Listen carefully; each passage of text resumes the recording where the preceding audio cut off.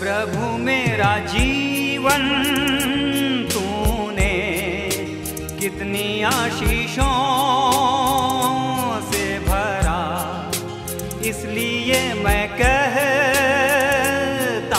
हूँ कि तुझसे प्यार है मुझे। हालेलुया।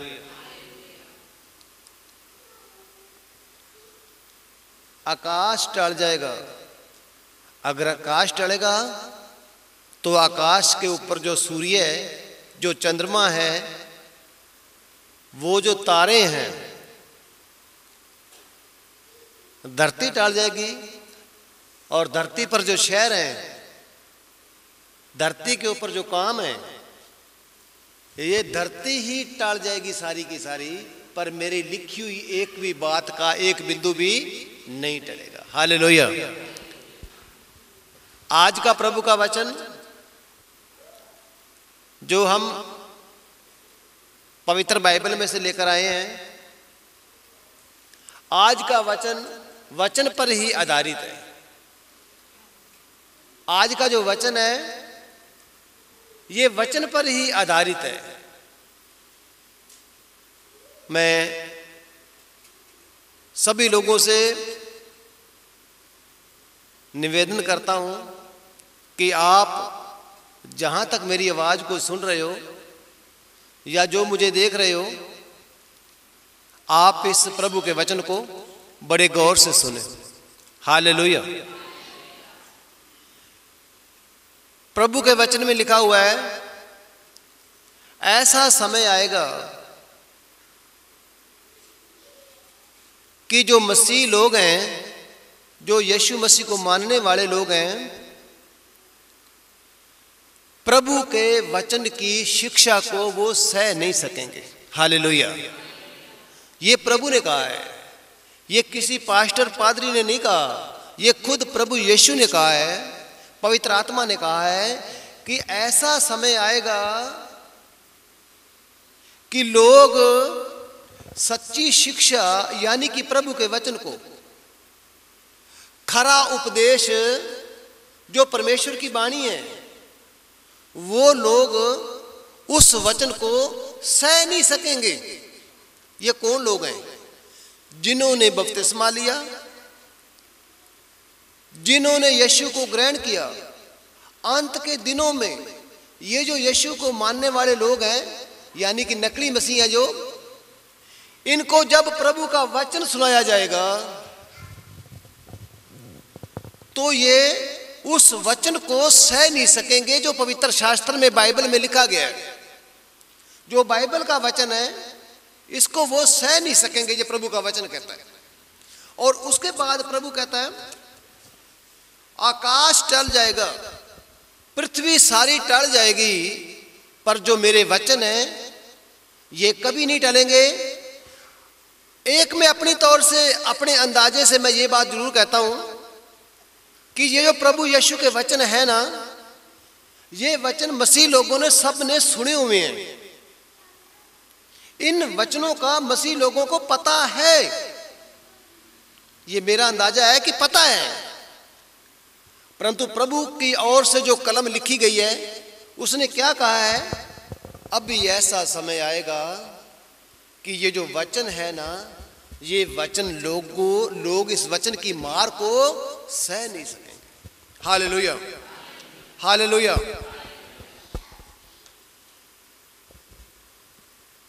आज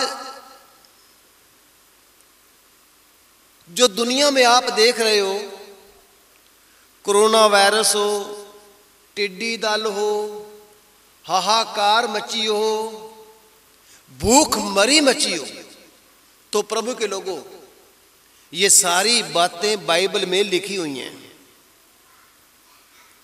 ये कोरोना वायरस, टिड्डी दल या कोई ये जो आपदा दुनिया में आई हुई है, ये कोई नई नहीं है। ये आज से हजारों साल पहले बाइबल में लिखी गई हैं। परंतु ये जो घटनाएं दुनिया में हुई हैं और उसका उपाय क्या था, उसका हल क्या था, अगर हम टिड्डियों वाला देखते हैं तो जब यहोवा प्रभु परमेश्वर ने मिस्र देश पर टिड्डियां भेजी हमला करने के लिए, तो राजा फिरौन उसने अपने जतन लगाए पर टिड्डियां नहीं हटी। आखिर वो मूसा के पास आया और उसको कहने लगा कि तू यहोवा से प्रार्थना कर कि ये टिड्डियां यहोवा ही हटा सकता है, तू टिड्डियां एक साइड में कर दे तो मैं तेरे बंदों को जाने दूंगा। तो जब यहोवा से मूसा ने प्रार्थना की तो वो सारी की सारी टिड्डियां समुद्र में जा गिरी।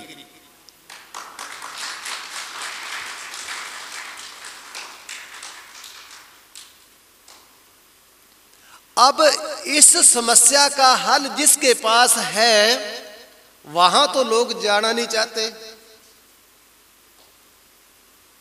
मूसा प्रार्थना करता है, टिड्डियां खत्म हो जाती है, और यहां लोग पटाखे छोड़ रहे हैं, यहां लोग स्प्रे कर रहे हैं। जिसने टिड्डियां भेजी हैं और वो ही टिड्डियां को साइड में कर सकता है। कोरोना वायरस पर आते हैं। जिसने कोरोना वायरस दुनिया में भेजा है, ऐसा प्रभु जो कहता है आकाश पृथ्वी टल जाएगी पर मेरी बातें नहीं टलेंगी, वो आकाश को भी जानता है और पृथ्वी को भी जानता है। परंतु जो पृथ्वी पर कोरोना वायरस आया हुआ है उसको बड़ा प्रभु नहीं जानता क्या? उसको भी प्रभु जानता है। अगर प्रभु की नजरों में कोरोना वायरस आया हुआ है तो इंसान की क्या हिम्मत है कि कोरोना वायरस से बचा कर लेगा। भेजा हुआ प्रभु का हो और बंदा उससे बच जाए, और सरकार कह रही है कि कोरोना वायरस का इलाज ही नहीं है, इसका इलाज बनया भी नहीं है। तो जिसने कोरोना वायरस को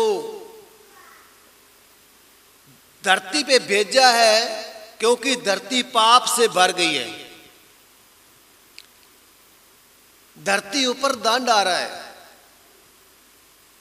कोरोना वायरस आने से कोई आशीष थोड़ी आ रही है, दंड आ रहा है। अब जिसने भेजा है कोरोना वायरस को, वो ही उसका हल है, वो ही परमेश्वर है जो इस महामारी से अपने चुने हुए लोगों को बचा सकता है। अपने चुने हुए लोगों को, चुने हुए कौन है? जो परमेश्वर का सुनते हैं। आज के मसीह लोगों जैसा नहीं है। आज के मसीह लोग मुसीबत में फंसता जा रहा है, मुसीबत में फंसता जा रहा है। आज एक मुसीबत, थोड़ी देर बाद और मुसीबत, थोड़ी देर बाद और मुसीबत। मैं प्रभु की सेवकाई में देख रहा हूं, जितना मसीह को मानने वाले मुसीबत में फंसते जा रहे हैं ना, उतने शायद गैर जातियां नहीं है। उनका कारण क्या है? उनका कारण ये है कि वो प्रभु के वचन से प्यार नहीं करते। कोई ज्यादा बड़ा कारण नहीं है। वो प्रभु के वचन को तो जानते हैं, पता उनको सारा है, परंतु परमेश्वर के वचन की इज्जत नहीं करते। इज्जत कब करते हैं? जब सत्संग में आएंगे 2 घंटे 2.5 घंटे, उस टाइम इज्जत करेंगे, और घर में जाने के बाद में कहेंगे कि मैं अन्य भाषा बोलती हूं, मैं अन्य भाषा बोलता हूं, मैं पवित्र आत्मा मेरे ऊपर उतरता है, पवित्र आत्मा मेरे ऊपर उतरता है। वही पवित्र आत्मा वाली, वही पवित्र आत्मा वाला मुंह से गंदे गंदी गालियां निकालता है। ये कैसी पवित्र आत्मा है? ये कैसी पवित्र आत्मा है?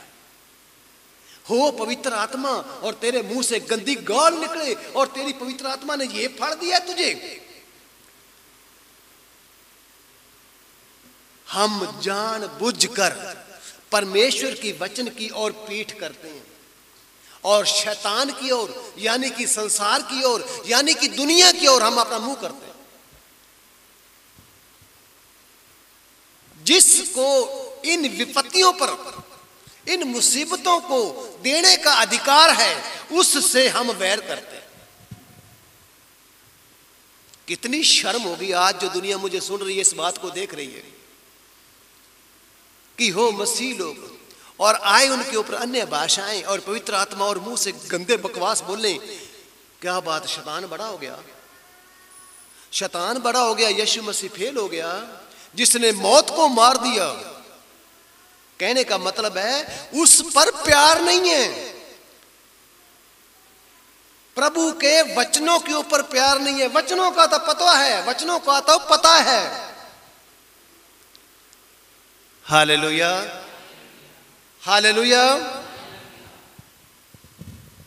हमारे देश की सरकार ने, अभी मैं कल एक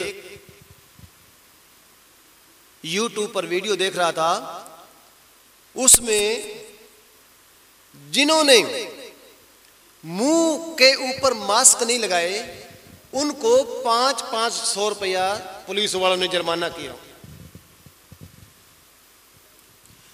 सरकार जुर्माना कर रही है एक आदमी के ऊपर 500 रुपए का, और सरकार उसका इलाज क्यों नहीं ढूंढ रही?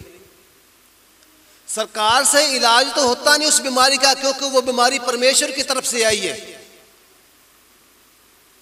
सरकार से उसका कोई इलाज नहीं है, वो परमेश्वर की नजरों में कोरोना वायरस आया है। और यहां जिसने मुंह पर वो नहीं लगाया मास्क, वो 500 रुपया जुर्माना दे। सोचो सोचो, आप अंदाजा लगाओ वो 500 रुपया कहां जाएगा? वो लुटेरों के हाथ में जाएगा। किसी गरीब के पास पैसा नहीं है ना, अनाज नहीं है ना खाने को, वो 500 रुपया जरूर दे, सरकार का खजाना बना। अब जो वायरस हवा के अंदर घुस गया है, हवा के अंदर प्रवेश हो गया है, वो तेरे मास्क लगाने से और तेरे मास्क लगाने से हवा क्षण क्षण के जाएगी तेरे अंदर, तब तू बचेगा। हो परमेश्वर, उसकी नजर में वायरस भेजा गया हो और वायरस हवा में है, वो दिखाई नहीं दे रहा। इनको 500 रुपए का नोट दिखाई दे रहा है कि मास्क नहीं है तो 500 रुपए जुर्माना।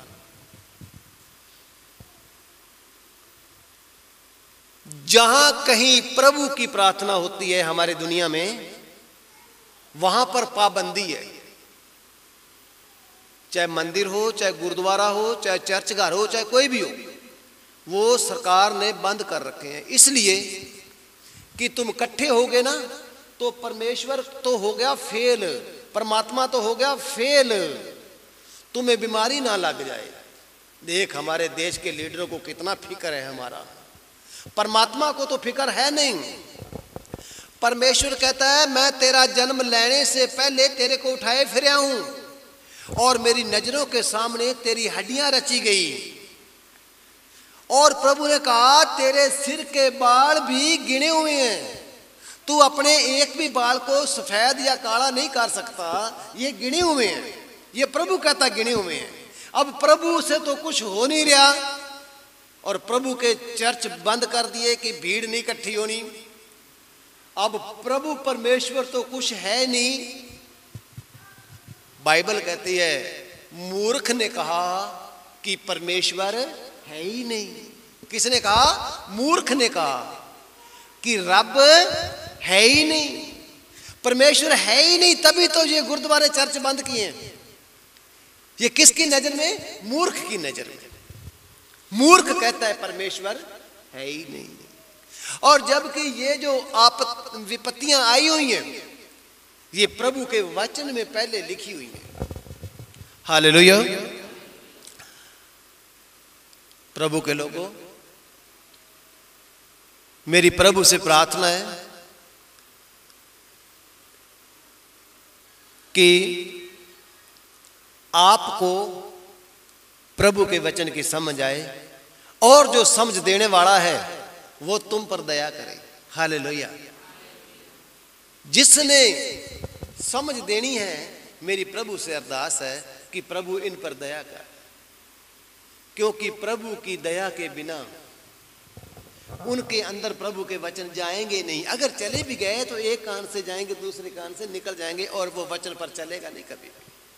अगर वचन पर नहीं चलेगा तो उसकी किश्ती पानी में डूब जाएगी। मैं प्रभु का एक वचन पढ़ रहा हूं। आदि में वचन था, यूहन्ना 1 की, यूहन्ना उसका पहला अध्याय उसकी पहली आयत से, आदि में वचन था और वचन परमेश्वर के साथ था और वचन ही परमेश्वर था। हालेलुया।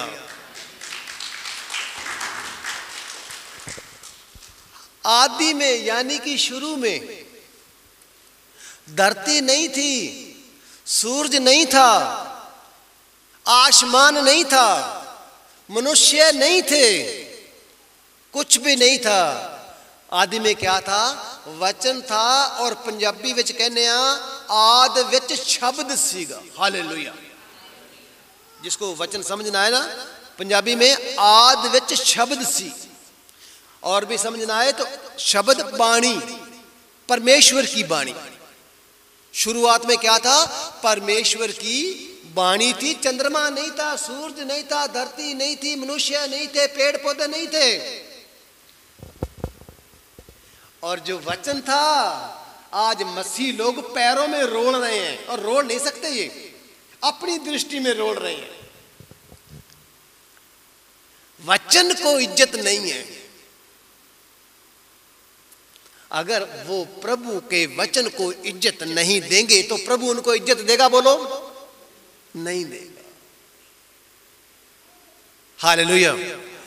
इस वचन की पावर देखो, ये शुरू में था और यह वचन सर्वशक्तिमान यहोवा परमेश्वर के साथ था और वचन ही परमेश्वर था। हालेलुया। 200 रुपए की बाइबलें लेकर बैग में डालकर हम चलते फिरते हैं, और उस वचन की शक्ति को देखा है हमने कभी? वो आदि में था। हालेलुया। और वो परमेश्वर के साथ था। हालेलुया। और वही परमेश्वर था।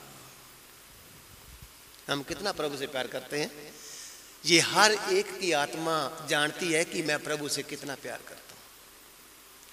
याद रखना प्रभु के बच्चों, पास्टर, प्रभु का सेवादार कुछ नहीं जानता।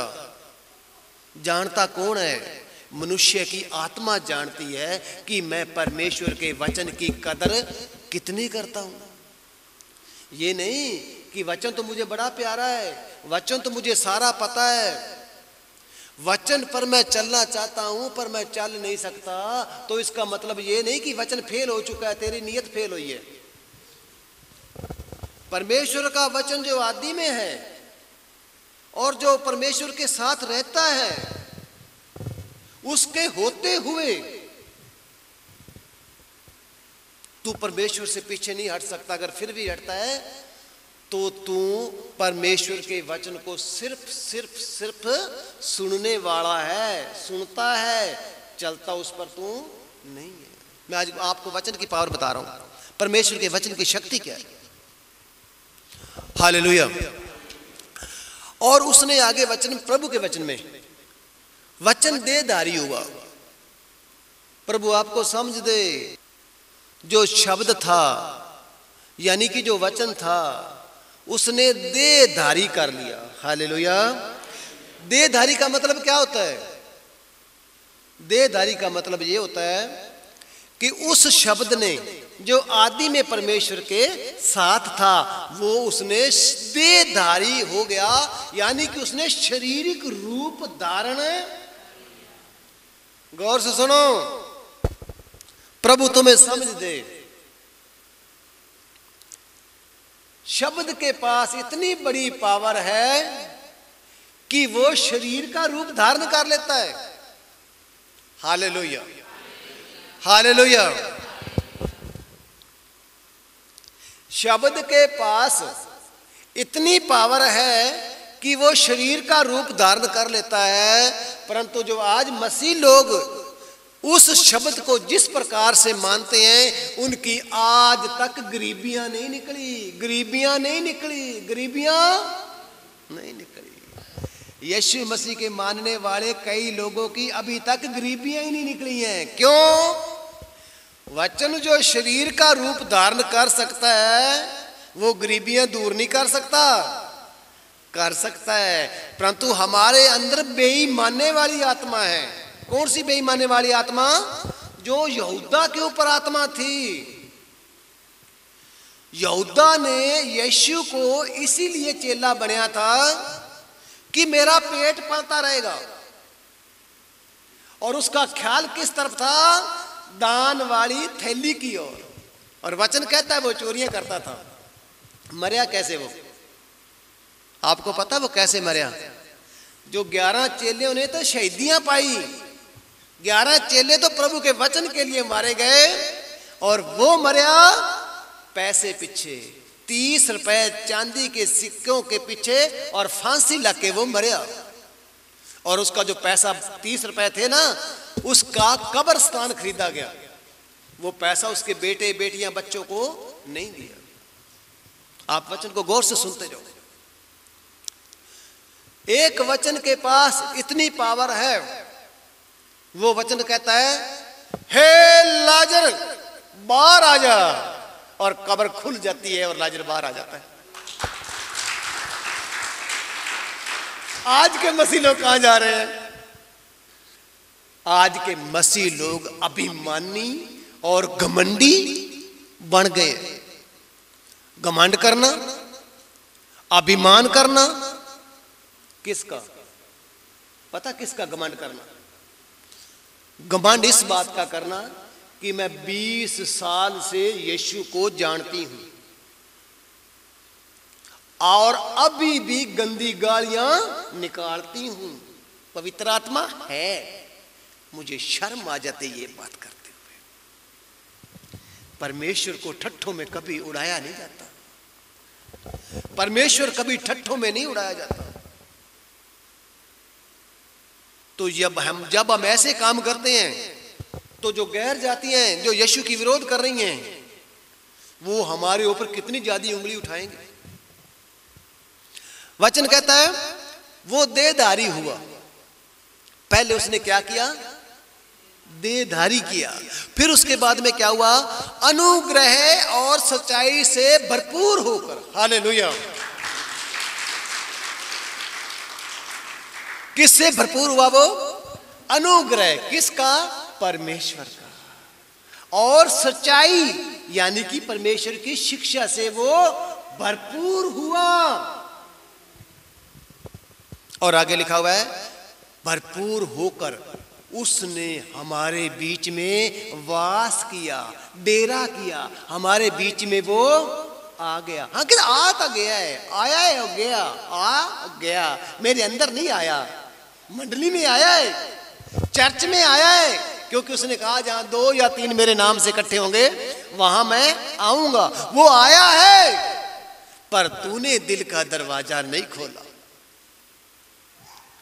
उसने खड़काया है, यीशु हूं मैं, यीशु हूं मैं, दरवाजा खड़का रहा हूं। तुझे पता भी लग गया यीशु आ गया है, और दरवाजा भी खड़का रहा, परंतु तू दरवाजा नहीं खोल रहा है। हालेलुया। वो क्या करता है? वचन हमारे बीच में डेरा करता है। आज वचन के बारे में बताया जा रहा है। Hallelujah, hallelujah. प्रभु ने कहा मेरी प्रजा, मेरे मसीह लोग, मेरे लोग मेरा ज्ञान ना होने के कारण नाश हो गए। मेरे लोग मेरा ज्ञान ना होने के कारण नाश, खत्म हो गए, नष्ट हो गए। किसके लोग थे वो? परमेश्वर के लोग थे। नष्ट कैसे हुए? ज्ञान। और जब ज्ञान दिया जाता है तो हमें परमेश्वर के वचन सुन के इतनी तकड़ी जलन होती है, हमसे सह नहीं जाता। याद रखना, हमने सांझ किसके साथ पाई है? हमने दोस्ती किसके साथ पाई है? हमारा मित्र कौन है? हमारा मित्र वो है जो आदि में परमेश्वर के साथ था और जो अनुग्रह और सच्चाई से भरपूर हो गया और जो हमारे बीच में बसने लगा और जो आज से लगभग 2000 साल पहले इस दुनिया में आया और हमें बचाने के लिए उसने अपनी बेइज्जती करवाई। हमें बचाने के लिए वो मारा गया।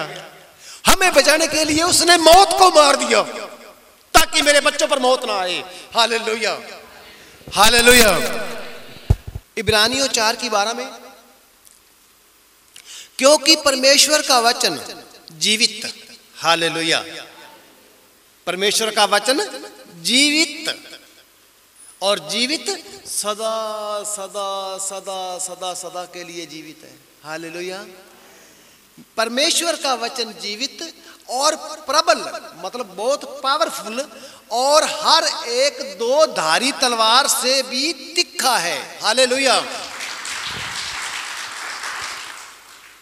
और हर एक 2 धारी तलवार से भी तिखा है और हमने उस वचन के ऊपर चलना है। वो 2 धारी तलवार है, दोनों तरफों से उसकी धार करी हुई है और तलवार के ऊपर हमने चलना है। और वो वचन कौन है?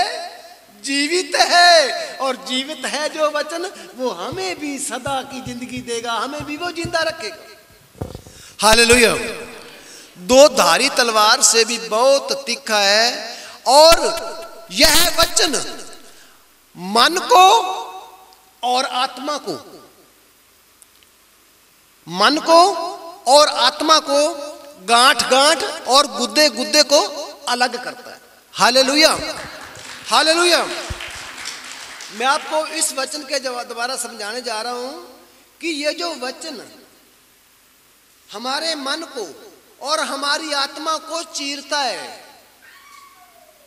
कैसे चीरता है? हमारे मन में जो गंदगी भरी हुई है, हमारी आत्मा में जो गंदगी भरी हुई है, जब ये प्रभु का वचन हमारे अंदर आता है तो इसको वो चीरता है। और चीरता ऐसे है, कैसे चीरता है? गांठ गांठ को और गुद्दे गुद्दे को अलग करता है। और आगे वचन प्रभु का कहता है, और आत्मा को आर पार छेदता है और विचारों को भी वो जांचता है। परमेश्वर का जीवित वचन की कितनी पावर है। प्रभु यीशु मसीह जब अपने चेले इकट्ठे कर रहा था ना, एक चेले को कहने लगा, मेरे पीछे आ जा, मेरे पीछे आ जा। और चेले ने पता क्या कहा? हे प्रभु, मेरे बापू की डेथ हो गई है और बापू को कब्र में रखने जाना है। मैं, आपको समझ आ रही मेरी बातें? कब्र में रखने जाना है, मेरे को थोड़ी देर की छुट्टी दे दे, मैं अपने पिता को गाड़ आऊं। यीशु ने कहा, नहीं, छुट्टी नहीं मिलेगी तेरे को, क्योंकि मुर्दे गाड़ना काम मुर्दों का ही है जो मरे हुए हैं। और जो आज हम रिश्तेदारी में संसार में गुम हुए हैं, तो हम भी मुर्दे ही हैं और मुर्दों को गाड़ने वाला काम कर रहे हैं। मेरी बहन आ गई, मेरा भाई आ गया, प्रभु चल परे हो जा। मेरी बहन आ गई, प्रभु चल परे हो जा। मेरी माँ आ गई, प्रभु तू परे हो जा। मेरा भाई आ गया, प्रभु चल तू परे हो जा। एक बार मैं भाई बहन की इज्जत तो कर लूं, क्योंकि तू कौन है जो दुखों में मुझे छुड़ाएगा? मेरी बहन मां मुझे छुड़ाएगी। ये आज के मसीह लोगों का विश्वास है। और मैं गुस्सा लोग मुझे बुरा इसलिए कहते हैं क्योंकि सच्ची बात उनसे सही नहीं जाती, क्योंकि ये वचन आत्मा को चीरता है। हमें अपनी दोस्ती प्रभु के वचन के साथ करनी चाहिए। उसने कह दिया, उसने एक वचन कहा, तू ना रात के भय से डरेगा, ना उस तीर से जो दिन दोपहरी को उजाड़ता है, और ना उस मरी से जो अंधेरे में फैलती है। टिड्डियों को तुम क्या कहोगे? मरी कहोगे ना। और कोरोना को क्या कहोगे? मरी कहोगे ना। टिड्डियों को भी तुम मरी कहोगे, कोरोना को भी तुम मरी कहोगे ना। तो यहाँ वचन कुछ बोल रहा है और कुछ। वचन पता क्या कह रहा है? ना तो उस मरी से जो अंधेरे में फैलती है और ना उस महारोग को यानी कि कोरोना बीमारी को जो दिन दोपहरी में उजाड़ देती है, और ना तू रात के भय से डरेगा और ना उस तीर से डरेगा जो दिन को उड़ता है। हालेलुया। मत्ती 4:4 में मनुष्य केवल रोटी ही से नहीं परंतु हर एक वचन से जो परमेश्वर के मुख से निकलता है जीवित रहेगा।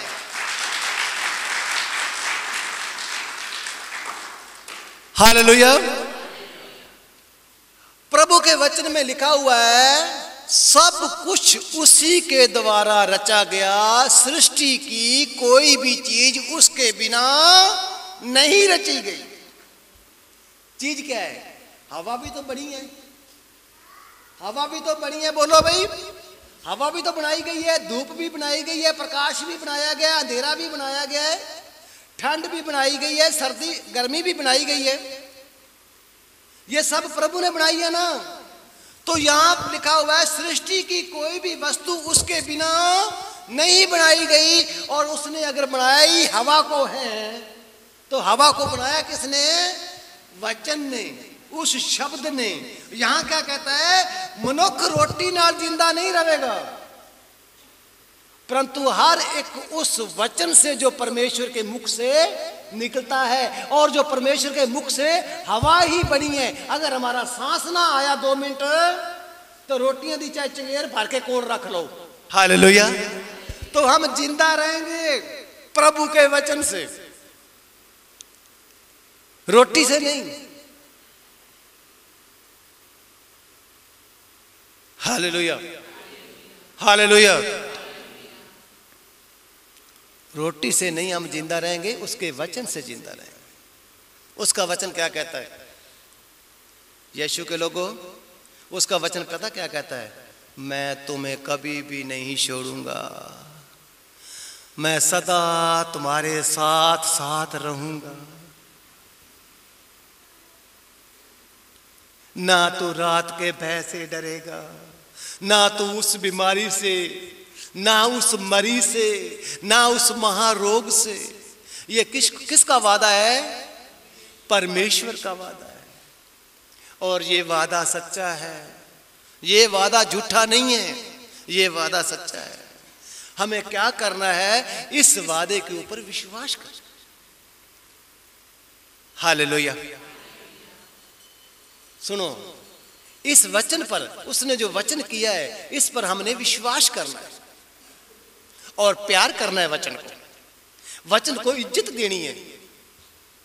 वचन को अपने गले का हार बनाना है। मेरी शिक्षाएं, मेरे वचन, इनको अपने गले के हार के समान रखना। प्रभु यीशु मसीह आपको इस वचन के द्वारा बहुत बड़ी आशीष और बरकत